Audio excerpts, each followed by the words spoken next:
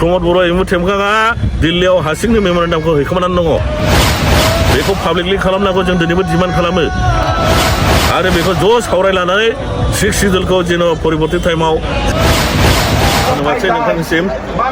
जों आगोलनिफ्रायनो मोनबोबाय थादों जे 125 दा एमेन्डमेन्टखौ लानानै मोनसे भारत सरकारा रिभिउ खालामगासिनो दङ 10टा 6 सिडुलखौ लानानै।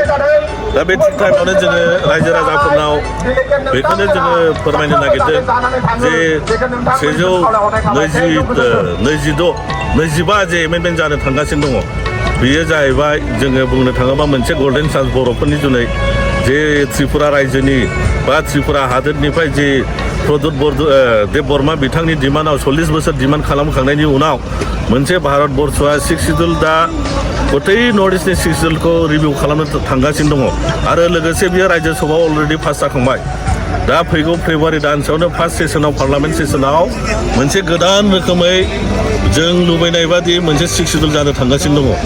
थिग बे टाइमावनो नोंथांमोननि सिगाङाव जों बेखौबो फोरमायनो सानो जे थांनाय समाव प्रमद बर' बिथाङा गाव निजा बबेयाखै खुस्रा थैयार खालामनानै मोनसे मेम'रेन्डाम जों मिथिनाय मथे आसाम सरकारनि मामा थोननाय बादि मोनसे मेम'रेन्डाम हैनानै दङ।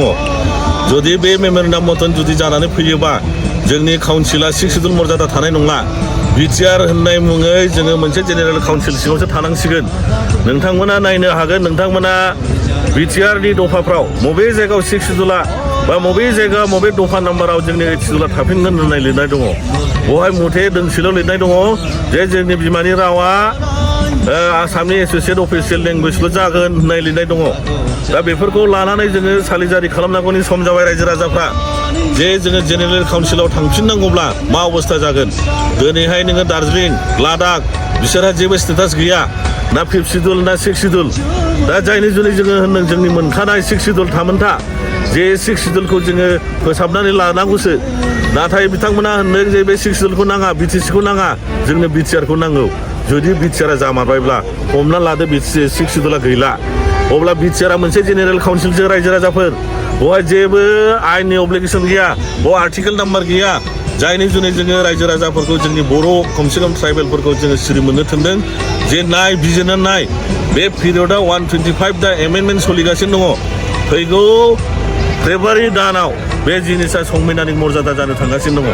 जायनि जुनै जोङो दाखालि बिदोंमोन प्रमद बर'नाव नोंथां हैनाय मेम'रेन्डामखौ खोन्था मानोना बे मानसिखौ फोथायजाया। थांनाय बारनि बिटिआर रेकर्डआवबो सोरनोबा देखाया मारैनो साइन लाहोदलाबायनानै दिनै बे भटआव गोग्लैबोजोब्बाय जोङो।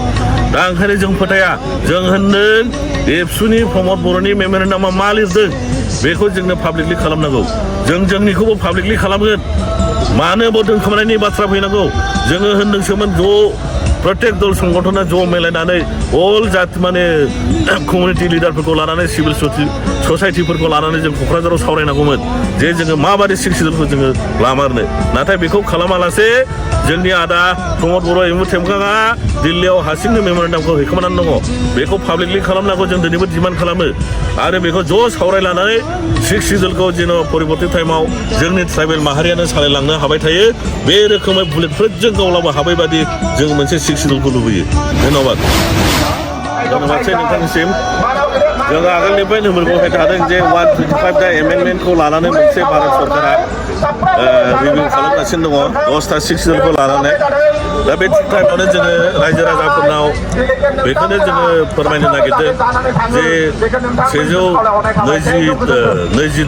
125 जे एमेन्डमेन्ट जानो थांगासिनो दङ बेयो जाहैबाय जोङो बुंनो थाङोबा मोनसे गल्डेन चान्स बर'फोरनि जुनै जे त्रिपुरा रायजोनि बा त्रिपुरा हादोरनिफ्राय जे प्रदुत देब बर्मा बिथांनि डिमान्डआव 40 बोसोर डिमान्ड खालामखांनायनि उनाव मोनसे भारत बर्षआ 6 सिडुल दा गतै नर्थ इस्टनि 6 सिडुलखौ रिभिउ खालामनो थांगासिनो दङ आरो लोगोसे बियो रायजो सभायाव अलरेडि पास जाखांबाय। दा फैगौ फेब्रुवारि दानसेयावनो फार्स्ट सेसनाव पार्लामेन्ट सेसनाव मोनसे गोदान रोखोमै जों लुबैनाय बादि मोनसे 6 सिडुल जानो थांगासिनो दङ। थिग बे टाइमावनो नोंथांमोननि सिगाङाव जों बेखौबो फोरमायनो सानो जे थांनाय समाव प्रमद बर' बिथाङा गाव निजा बबेयाखै खुस्रा थैयार खालामनानै मोनसे मेम'रेन्डाम जों मिथिनाय मथे आसाम सरकारनि मामा थोननाय बादि मोनसे मेम'रेन्डाम हैनानै दङ। जुदि बे मेम'रेन्डाम मतन जुदि जानानै फैयोबा जोंनि काउन्सिला 6 सिडुल मर्यादा थानाय नङा। बिटिआर होननाय मुङै जोङो मोनसे जेनेरेल काउन्सिल सिङावसो थानांसिगोन। नोंथांमोना नायनो हागोन नोंथांमोना बिटिआरनि दफाफ्राव बबे जायगायाव 6 सिडुला बा बबे जायगा बबे दफा नाम्बाराव जोंनि 8 सिडुला थाफिनगोन होननाय लिरनाय दङ बेवहाय मथे दोंसेल' लिरनाय दङ जे जोंनि बिमानि रावा आसामनि एस'सियेट अफिसियेल लेंगुवेजल' जागोन होननाय लिरनाय दङ दा बेफोरखौ लानानै जोङो सालिजारि खालामनांगौनि सम जाबाय रायजो राजाफ्रा जे जोङो जेनेरेल काउन्सिलाव थांफिननांगौब्ला मा अबस्था जागोन दिनैहाय नोङो दार्जिलिं लादाख बिसोरहा जेबो स्टेटास गैया ना 5th सिडुल ना 6th सिडुल दा जायनि जुनै जोङो होनदों जोंनि मोनखानाय 6th सिडुल थामोनथा जे 6th सिडुलखौ जोङो फोसाबनानै लानांगौसो नाथाय बिथांमोना होनदों जे बे 6th सिडुलखौ नाङा बिटिसिखौ नाङा जोंनो बिटिआरखौ नांगौ जुदि बिटिआरा जामारबायब्ला हमना लादो 6th सिडुला गैला अब्ला बिटिआरा मोनसे जेनेरेल काउन्सिलसो रायजो राजाफोर बेवहाय जेबो आयेननि अब्लिगेसन गैया बेयाव आर्टिकेल नाम्बार गैया जायनि जुनै जोङो रायजो राजाफोरखौ जोंनि बर' खमसे खम ट्राइबेलफोरखौ जोङो सिरि मोननो थोनदों जे नाय बिजिरना नाय बे पिरियडआव 125 दा एमेन्डमेन्ट सोलिगासिनो दङ फैगौ फेब्रुवारि दानाव बे जिनिसा संबिधानिक मर्यादा जानो थांगासिनो दङ जायनि जुनै जोङो दाखालि बिदोंमोन प्रमद बर'नाव नोंथां हैनाय मेम'रेन्डामखौ खोन्था मानोना बे मानसिखौ फोथायजाया थांनाय बारनि बिटिआर रेकर्डआवबो सोरनोबा देखाया मारैनो साइन लाहोदला बायनानै दिनै बे बिपदआव गोग्लैबोजोब्बाय जोङो दा ओंखायनो जों फोथाया जों होनदों एबसुनि प्रमद बर'नि मेम'रेन्डामा मा लिरदों बेखौ जोंनो पाब्लिकलि खालामनांगौ जों जोंनिखौबो पाब्लिकलि खालामगोन मानो बेयाव दोनखोमानायनि बाथ्रा फैनांगौ जोङो होनदोंसोमोन प्रत्येक दल संगठना ज' मिलायनानै अल जाति माने कमिउनिटि लिडारफोरखौ लानानै सिभिल ससाइटिफोरखौ लानानै जों क'क्राझाराव सावरायनांगौमोन जे जोङो माबादि 6th सिडुलखौ जोङो लामारनो नाथाय बेखौ खालामालासे जोंनि आदा प्रमद बर' एमु टेमगाङा दिल्लीयाव हारसिंनो मेम'रेन्डामखौ हैखोमानानै दङ बेखौ पाब्लिकलि खालामनांगौ जों दिनैबो डिमान्ड खालामो आरो बेखौ ज' सावरायलानानै 6th सिडुलखौ जेन' परिबर्तित टाइमाव जोंनि ट्राइबेल माहारियानो सालायलांनो हाबाय थायो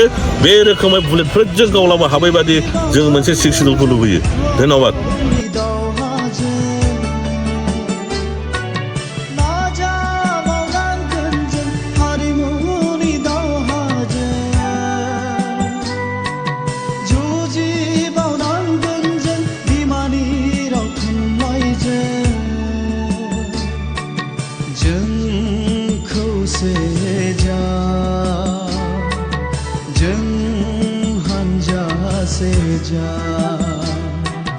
जों नखर सेखा बर'नि अखोराङाव दाबोनो बुस्रानाखै जोमै दाखा दावखा बिदै जोमै दाखा दावखा बिदै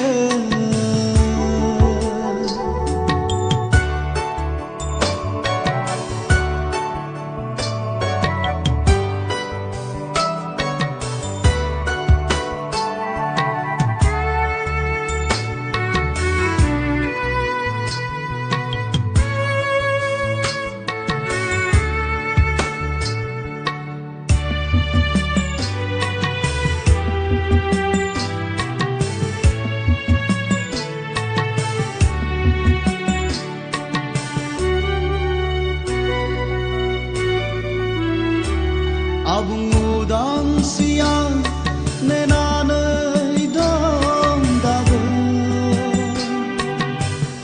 इनायनि पान्जारियाव जोबथेजानानै